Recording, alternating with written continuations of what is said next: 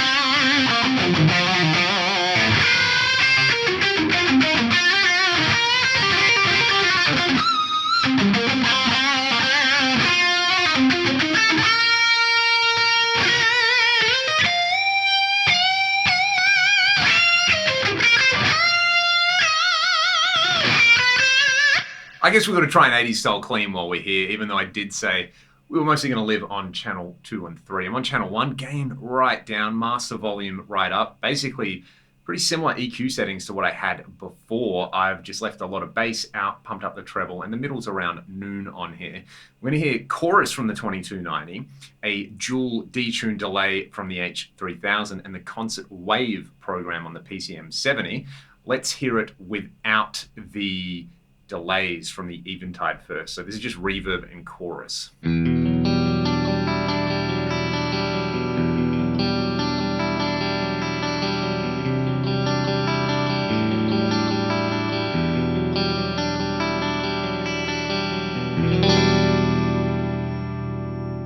Now with the Eventide doing the dual delay.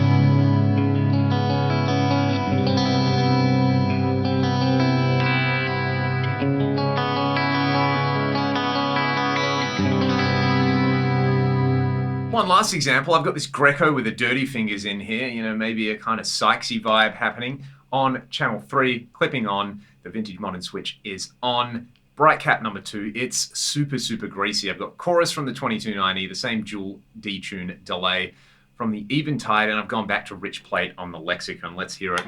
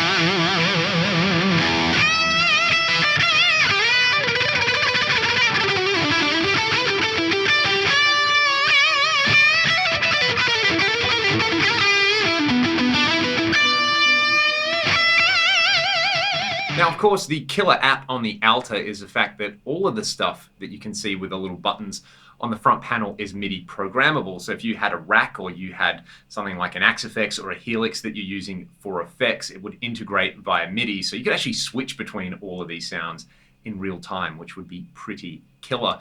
That's all for today. Again, a big thank you to Jason at Headfirst for letting me borrow this amp for a week and make some noise with it. I'll post a link to the Headfirst website in the video description. Go and check out my other video with this.